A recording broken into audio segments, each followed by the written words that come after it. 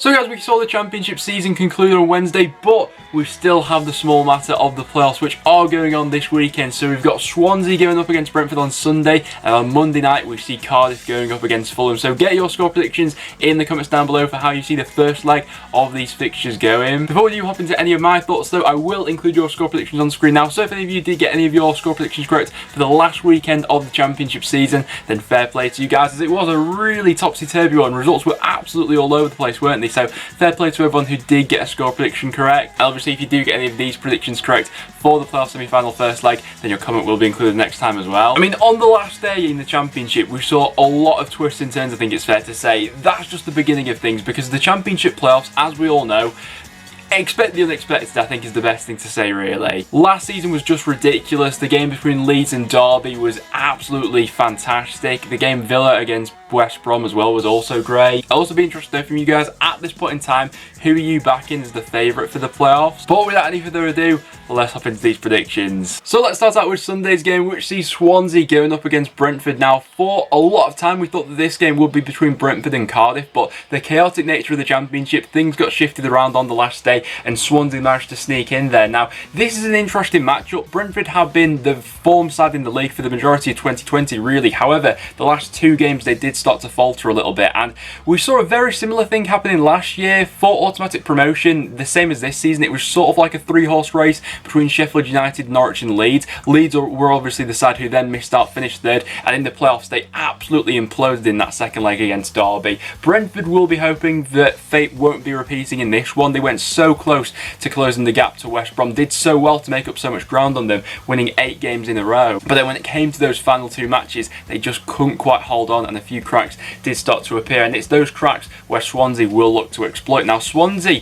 they've got about their business well, obviously. Since January and the introduction of Brewster and Gallagher especially, they've really had an impact on their goal scoring form. Brewster getting into double figures with that fantastic goal he scored against Reading on the last day of the season. Swansea have their danger men going forward. I'd probably say for Brentford, maybe even their last 3 matches, even against North End, they were looking a little bit more susceptible at the back, where they left a few more gaps more than they usually would. That's where a player like Brewster will thrive, so obviously players like Janssen and Pinnock are going to have to be absolutely massive for Brentford over this playoff period. I also think that Swansea's form has took a real upturn since they changed their system. They've gone to this 3 at the back. I think it gives them a lot more balance, gives their forward 3 a lot more freedom as well that they've been going with lately. Gallagher, Brewster and AU, who have been all involved in goals lately. I think for one part of the season earlier on, really, AU really was carrying this Swansea side at times, but then, like I say, since January and with the introduction of the 2 loanees they've got, he's really helped them out in that aspect. As well as that, they've also got Mac van der Horn, who's been coming back and getting his fitness back ever since lockdown. That's going to be a massive boost for them, especially with Joe Rodon out injured at the moment. I think a leader at the back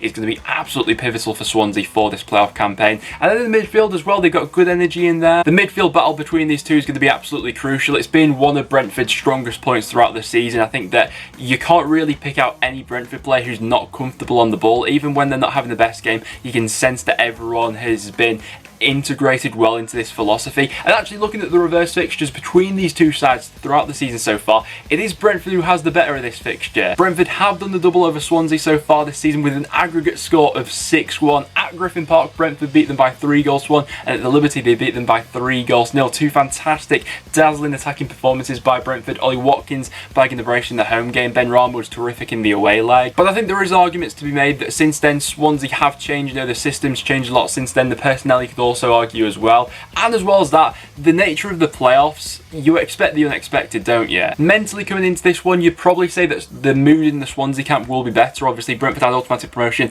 in their own hands. They allowed that to slip from them, whereas Swansea have, you know, really come out of nowhere, and they'll see this as an opportunity where they've really got nothing to lose. And no one expected them to sneak into the top 6. We saw their mentality in that game against Reading. It was a tunnel vision focus where they were just going for goal after goal after goal. It was focused like we've never seen from them so far this season. But if we are being honest, it is very hard to discount this Brentford side and the quality that they have in forward areas. Now, BMW, arguably like one of the best forward trios that we've ever seen in the championship. The amount of goals they've scored so far this season, the chemistry and link up they have between them, even when Brentford, let's say, on at their best. You only need one spark of magic from either of those and suddenly you've got a match winner right there. And it's for that reason, of course, that Swansea's backline is going to have to be so concentrated for both 90 minutes of this one. Obviously, we've seen it in the reverse fixtures that they just couldn't handle that forward three. So realistically, what is my prediction for this game? Well, it's all going to be about how Brentford bounce back and how they deal with the psychology and the pressure of the playoffs after everything that's been thrown their way throughout this championship season. For this first leg, I do expect Brentford to have a little bit more of the ball, and with the way they like to be quite fluid in the way they attack, they will drag Swansea players out of position and into areas they're not too familiar with. But where I would give quite a bit of credit to Swansea is since lockdown they have been a lot more structured in the way they've been playing. And for this first leg at the Liberty, I'm gonna go for a 1-1 draw. I don't think there'll be all too much to separate. I think that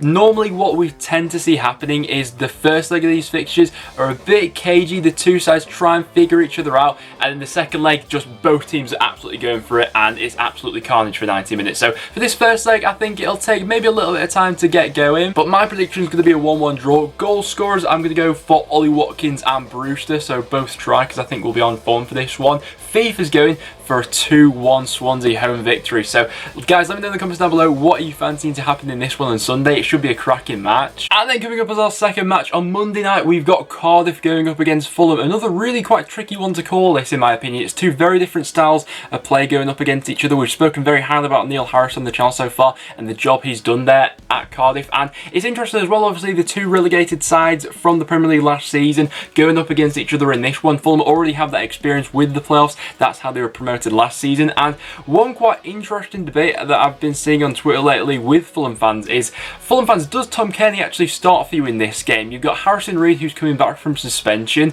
Harrison Reed's got to be a starter for this one. Tom Kearney, don't get me wrong, I think he's a wonderful footballer when he's on his game, but since lockdown, I think there's an argument to be made that when we've seen Fulham without him sometimes, the system works a little bit better at times. I'm not sure whether you'd utilise him better coming on from the bench or something like that. I'm very interested to see what Scott Parker does with his midfield in this one, because that's going to be a massive area of this game. Now, looking into the previous meetings between these two sides this season, Fulham are unbeaten against Cardiff this season. They drew 1-1 away at Cardiff this season. And then for the game at Craven Cottage, Fulham did beat Cardiff by 2-0. Mitrovic has scored at both meetings that they've had so far this season. For the game at Craven Cottage, Cardiff started out fairly well. We all know what to expect from this Fulham side. They're going to have a lot of the ball. They're going to look to pass it around you, build you and break you down eventually until your defence makes a mistake. That's exactly what happened in the home fixture for Fulham in this one. They were awarded the penalty. It was silly from Sanderson pulling on the shirt of Mitrovic, and from that point onwards it was always going to be a bit difficult to get back into the game. Although they did have chances for that one, we all know this Cardiff squad got quite a bit of pace moving forward, and that's where they can catch you out fast on the counter-attack with players like Hoyler, Murphy,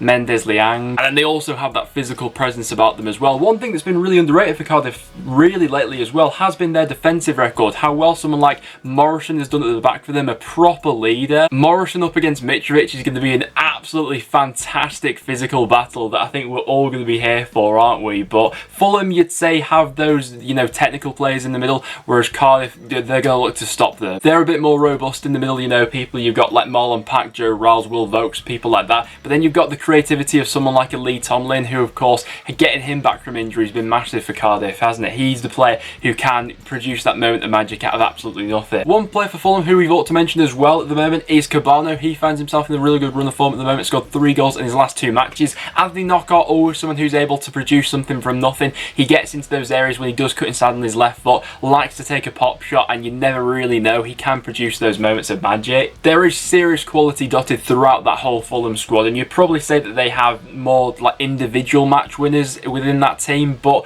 with Cardiff, it's the system that they've played under Harris which makes them such a tough nut to crack. The first goal is going to be crucial, like it was for the game at Craven Cottage, and as long as Cardiff don't concede early, I think they'll give Fulham a really rough ride this time. For a score prediction for this one, I'm very interested to see how you guys are going for this one. I expect Fulham to have a lot more of the ball, but Cardiff from those set piece situations and breaking on the counter-attack, I really do think they can find a little bit of joy in those areas. Fulham are on a good run at the moment, unbeaten in their last 7 matches, but that may come to an end in this one. I'm going to go I'm going to stick my neck on the line for this one. I'm going to go 2-1 Cardiff. I'm going to say they'll take advantage of being the home side for this one, whereas FIFA's going for 2-1 Fulham. That one really is on the knife edge. I think the first goal, like I say, is going to be absolutely crucial for that one. But I'm very interested to see which way you guys are going with that one. So guys, there we have it. There are my Championship playoff first leg score predictions for what I see happening in the semi-finals. It's going to be some weekend, isn't it? The season may be over, but we've just started with the madness that is the Championship playoffs. There just never seems to be a dull moment with this league, does there? So get your thoughts in the comments down below, and for who you think is going to go on all the way